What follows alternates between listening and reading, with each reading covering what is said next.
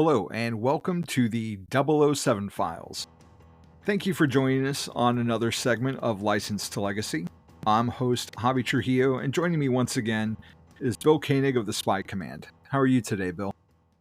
I'm doing fine, Javi. Hope you're doing well. Yeah, it's a nice overcast day here, so maybe a little bit of fall weather finally creeping in, even though it's December now. And of course, we also have Mr. David Leigh from the James Bond dossiers here as well. How do you do, David? Good evening. I'm doing pretty well. That's right. It's evening where you're at, but it's It is, yeah. It's late morning for me. yeah, well it's already dark outside and it's like winter's arrived here too. So yeah, it's we can tell I can tell it's we're in the lead up to Christmas. Well, we are recording this in early December of 2024. It means we're just getting under the wire to talk about The Man with the Golden Gun and its 50th anniversary. So we're going to jump right into it. Bill, when did you first see The Man with the Golden Gun? I saw it for the first time on December 31st, 1974, at the Circle Theater in Indianapolis. I grew up in Bloomington, Indiana, a college town, but for some reason, The Man with the Golden Gun was not going to arrive before the new year, and I was very upset about this. So my parents took me and some of my siblings up to Indianapolis. They all went off and did something and dropped me off at the theater. And I went and saw the movie just so I could say I saw it in the actual year of release. So there you go. Yeah, just for a note, the UK had its charity premiere on December 19th of 1974. Also, there was a release date of December 19th for New York, and then scattered dates throughout the rest of the month. It's, we're still in that time where there wasn't like a worldwide like day and date, and things varied from country to country and region to region. What about you, David? I know you have a soft spot for this movie. When did you first see it? I certainly do have a soft spot for this film.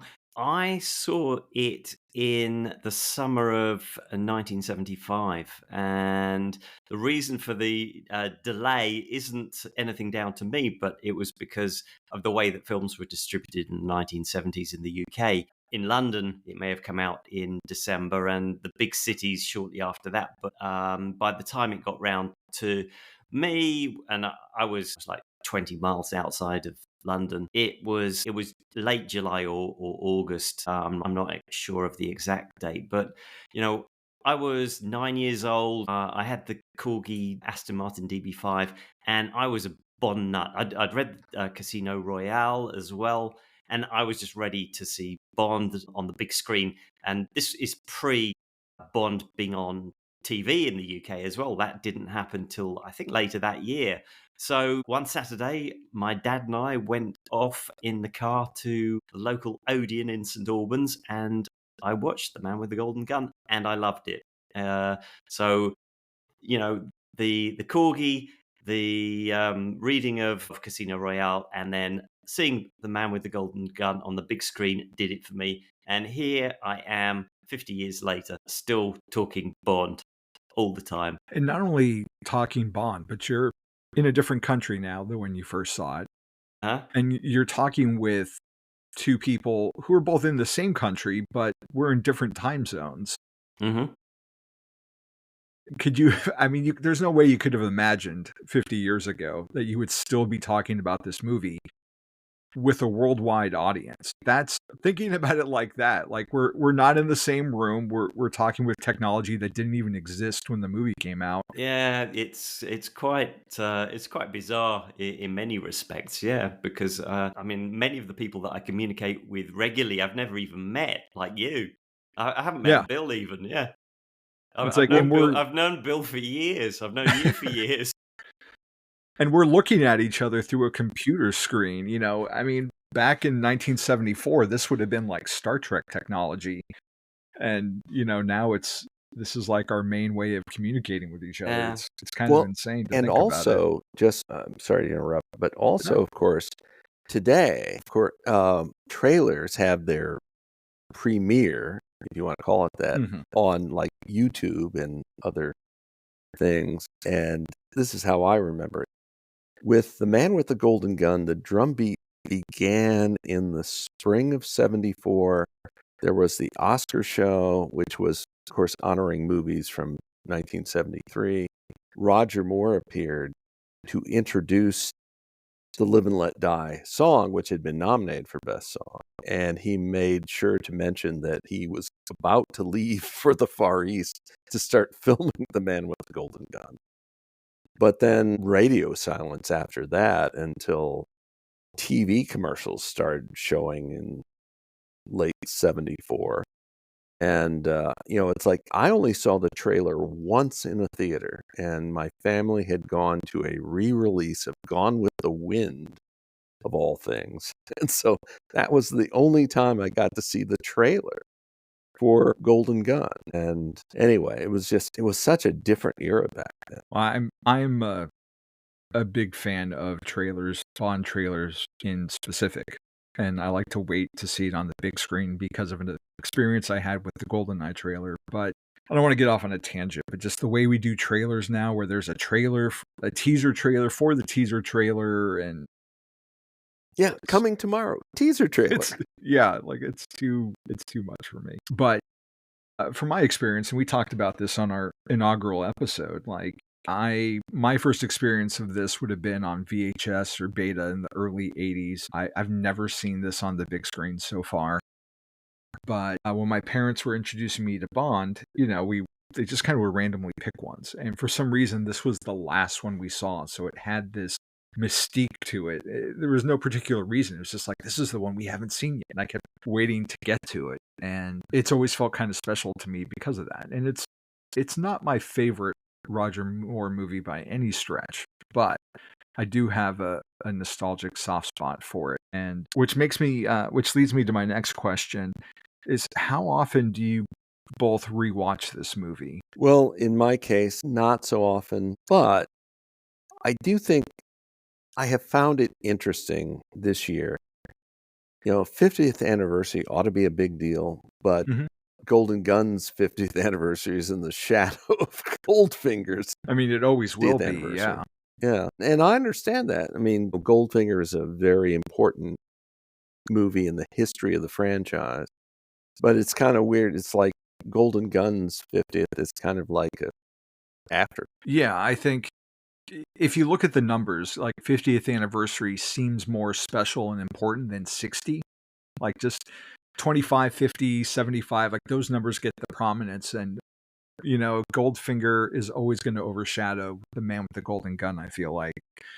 David, how often do you rewatch this movie? I do watch it occasionally. I think I said in one of the previous episodes that I don't really watch the Bond films that often now because I've watched them so many times and I've watched them frame by frame to get certain details out and so on. And so uh, it takes a bit to actually sit down and watch them. Plus, I don't always get a lot of time to watch a film anyway. And but what I do remember is that in, I think it was 2005, there was a box set release of all the films on DVD, and it was with the Lowry Yeah. remasters, and it was in an attaché case, so nicely presented. And my idea was to start with Doctor No and to work my way through all the films in order. And well, I almost did that, but after two or three films, I thought, I know, I'm going to watch The Man with the Golden Gun. And I hadn't watched it in years at that point, but it was just and because I think I had taken on everybody's criticism of the film, and so I was thinking, yeah, it's not that good. I don't enjoy it that much. But then I watched it and I thought, well, screw everyone else. I really enjoy The Man with the Golden Gun. And I know a lot of that is because it was my first Bond film. And so, I've got gets it a bit of a boost in my ratings because it's all to do with the emotions that I went through as a 9-year-old, not what I feel when I watch it now. But so yeah, I do watch it more frequently than many other films. A lot more, probably. Yeah, I don't think I really revisit it all that often.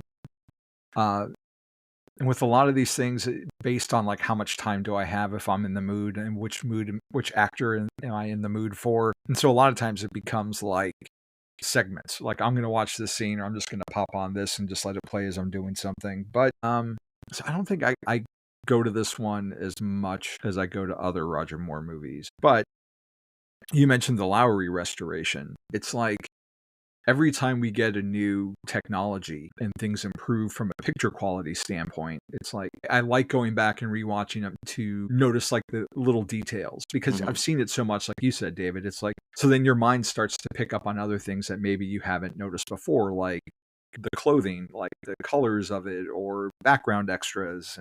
And that's where when I actually sit down to watch it and focus on it, like I get a lot of enjoyment out of seeing it again from that perspective, to have those fresh eyes on it. And I mean, like with all the Bond movies, like how many times am I going to own copies of this? Because I've had it on VHS, and I skipped Laserdisc on this one, but I had it on DVD, and now I've got it on Blu-ray, and I think I have a 4K digital copy. Fingers crossed that someday we get a physical release of that. But I'm curious, for you, David, where do you rank this one in all 25 films? Does this fall in the top, the middle, the bottom? We don't have to get number specific, but okay. What's the actual ranking though? I don't know. Well, that's a you question. But what section of?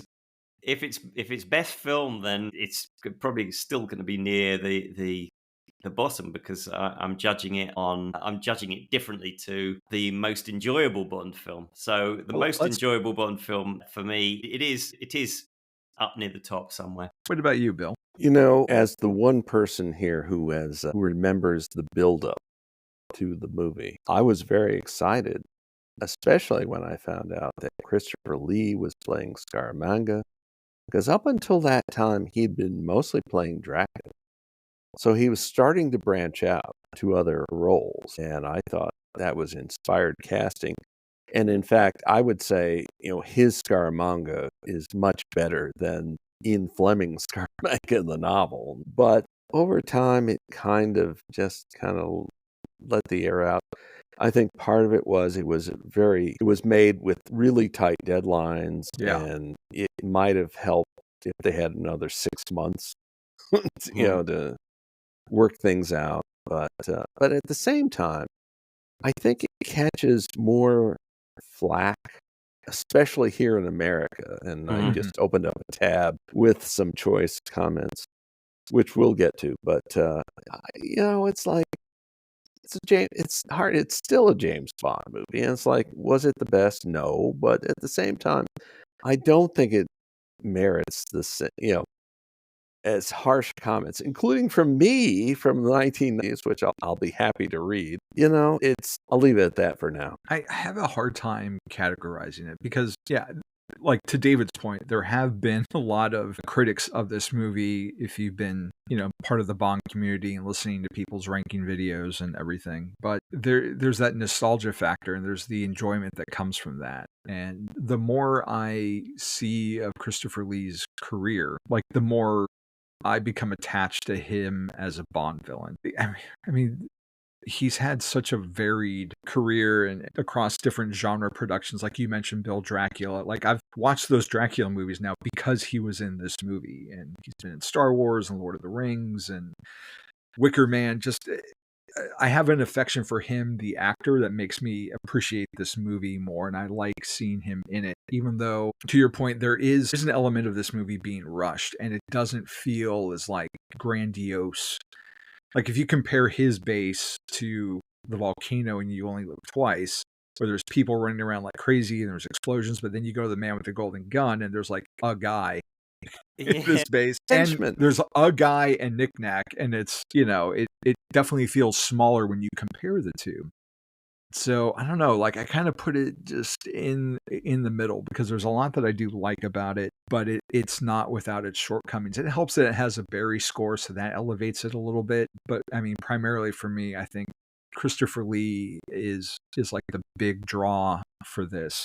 And Roger's got some really good moments too. But then, like as a kid, I really liked J.W. Pepper because my dad did, and now it's like a little it's pretty cringy to watch it and his comments and so that kind of alters how I think of it. But also to your point, Bill, like it's so crazy to think that Live and Let Die was 1973 and now it's 1974 and we've got another Bond movie. Like, and then we went to a 3-year hiatus before The Spy Who Loved Me, but so you can definitely see how it's rushed because a Bond movie a year after the last one, like we can't even picture that now in this post Daniel Craig era. Well, well, I'm being pedantic here. It was more like a year and a half, whereupon Live and Let Die came out roughly a year and a half after Diamonds, but it still looks rushed. And especially I was yelling about the one henchman. And it's like, because the poster made it look like Scaramanga's base had like multiple henchmen. Like, no, it was just this one guy and This one knick-knack. guy, yeah. And it's like, was the budget? Did United Artists like give them less of a budget for this one? I don't know, but And I have to wonder too, like being where they were, where his base was, and the difficulties they had production wise in that region, and in terms of like housing the cast and crew there. If you listen to the special features or the commentaries, how they had like just a hole in the ground for a toilet. Like, I wonder if that maybe played a part in it. Like, they didn't want to bring all those people over there just because they couldn't logistically handle more than what they had. that's an excellent point. I hadn't even thought of that, Javi. But yeah, because also on those extra features, they talked about how they basically paid off a house of ill repute, shall we say? Yeah. So to make room for the cast and crew. Yeah,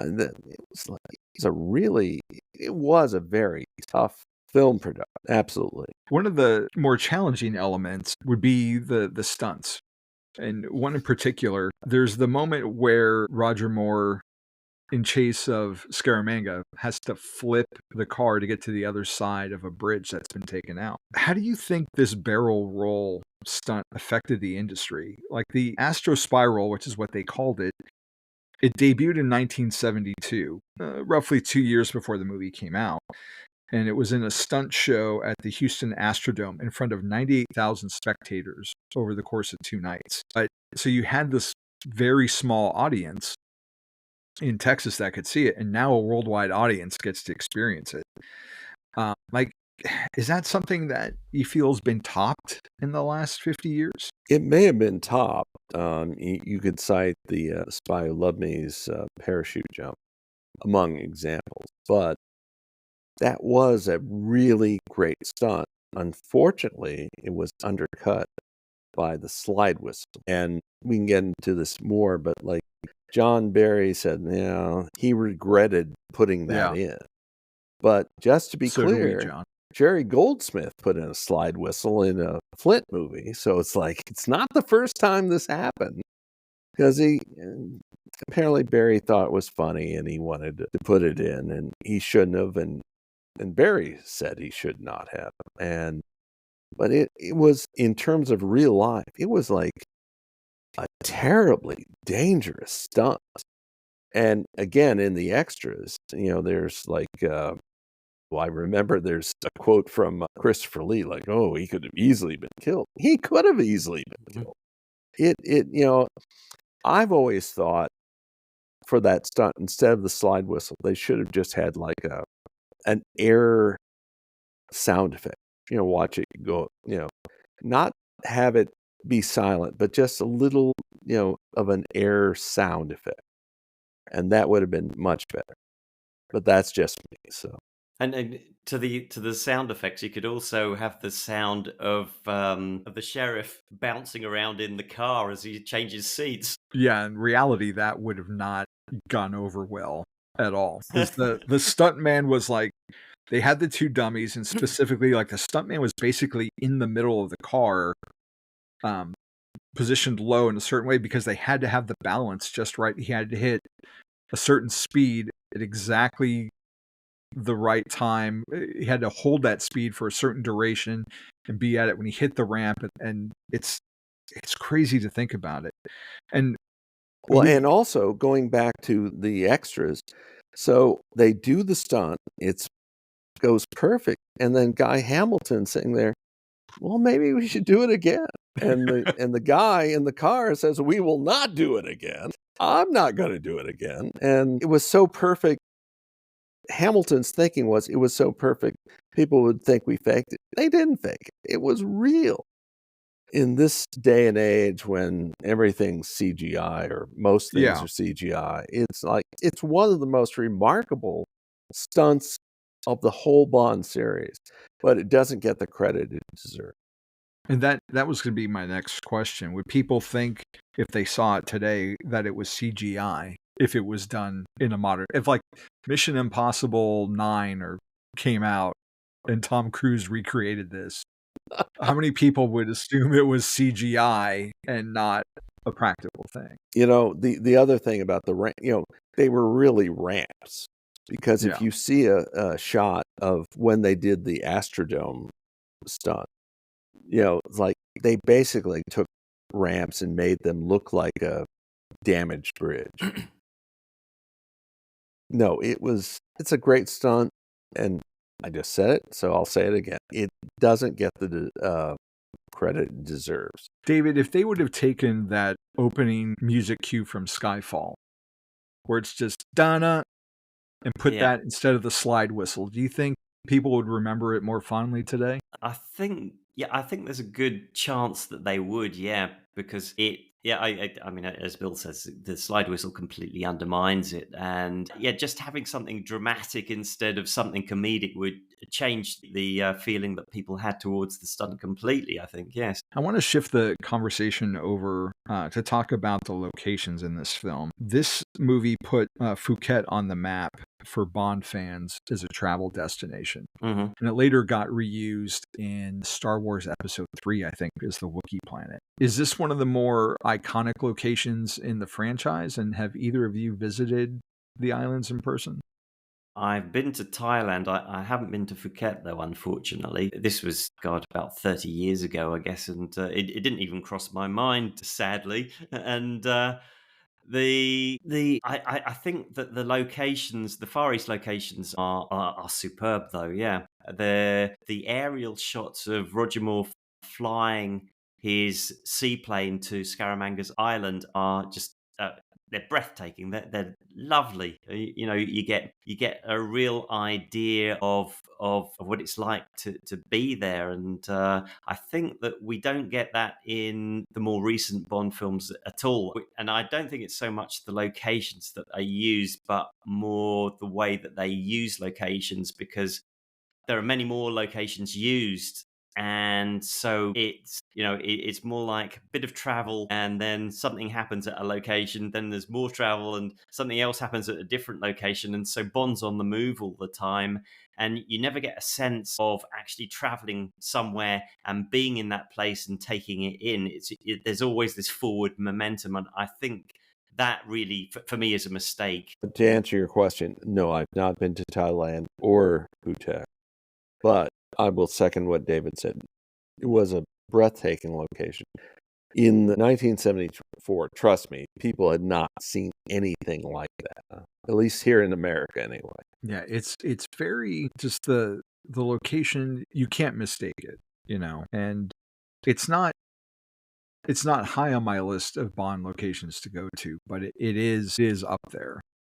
And I know there's been a lot of like tours, and they've had fan groups have gone as like a trip, which it seems like a lot of fun. And I know that, from hearing from those, that the infrastructure, the problems that, Cubby and crew had back in 1974, like because of this movie, a lot of those aren't an issue anymore. It's become much more of a tourist attraction just around the world.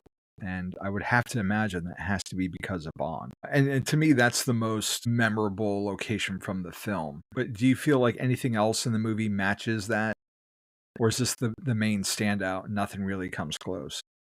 Well, earlier in the film, Bond's in Hong Kong. I've also been to Hong Kong, so you get a bit of a feeling of visiting there. Although I've got to say, I visited before Hong Kong was handed back to the Chinese, and so it's probably changed quite a lot since then. But it, obviously in The Man with the Golden Gun, it was a British territory at the time, and it was, still 20 whatever years before it was given back to the Chinese. Did that answer your question? Yeah. Okay. Bill, are there any other locations that pop out to you from this movie? Well, Thailand, to a lesser extent, is interesting. I haven't been there either. But when they were beginning pre-production on this movie, they faced they couldn't do, well, they felt they couldn't do The Man with the Golden Gun novel because that was set in Jamaica. the Caribbean, and Yeah. Live and Let Die had been set in the Caribbean. So we can't do two movies in a row set in the Caribbean. At least that was the thinking of the producers. So, but it was all exotic, at least for a 14-year-old me. So I'll leave it at that. Do you think that Bond movies can't capture that travelogue aspect anymore because with the rise in technology, and not just in terms of video, but travel, that a lot of these places that were unexplored have been explored and shared through films, movies, social media, TV? No, I think there's a large part of the problem is that because we've seen just about everywhere on the planet on film or on TV, and these places are also much easier and more affordable than they were in the 19s, going back to Ian Fleming's day, much more so than then. And one of the key things about Fleming's writing was the locations that he took Bond.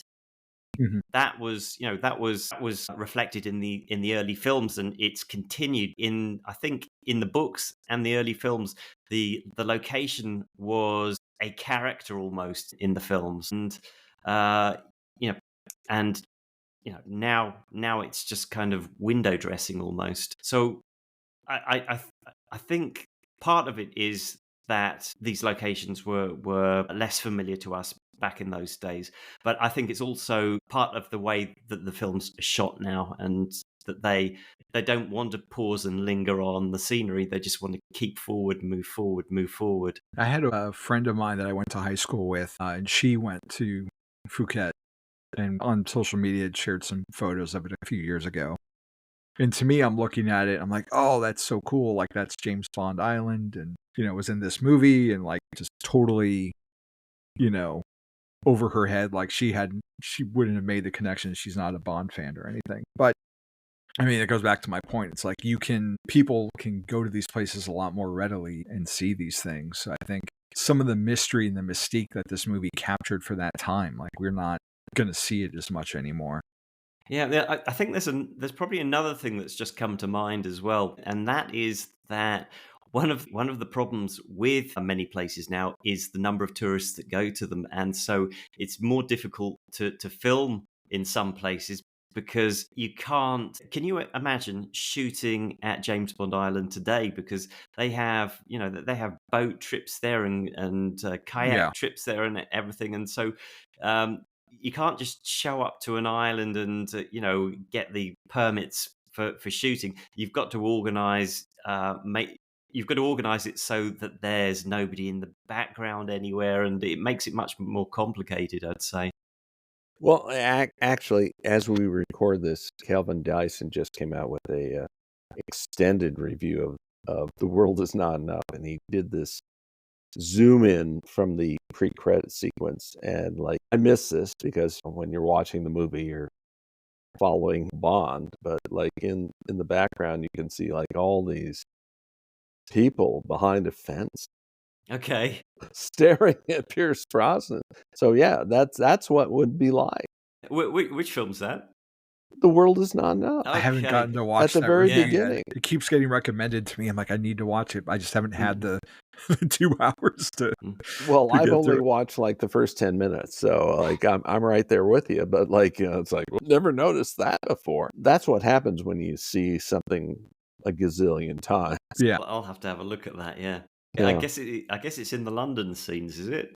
No, Bilbao. Well, it's supposed to be Bilbao, Oh, but yeah. it's, anyway, they have a fence up to keep everybody away. Anyway, sorry, it's a tangent, but there you No, go. it's okay. I do want to put a pin in this conversation. There's a couple more things I want to talk to you both about, but we're pretty much at our time for today. So if you'll come back next week and join us for part 2 of our conversation on License to Legacy, The Man with the Golden Gun. Bill, is there anything you want to point out before we sign off today? I once interviewed the CEO of American Motors who provided the vehicles. Okay. It was years after. I'll get into that and also talk about how here in the U.S. didn't get a really good reception. I'll get into that. David, anything to look forward to in part 2 or anything you want to promote? Anything to promote? I don't think so, but yeah, I'm always happy to talk Bond, and especially if it's the man with the golden gun. Well, it's going to be brilliant. All right. Well, thank you for joining us, and we will see you next week on the 007 Files License to Legacy. Until then, take care.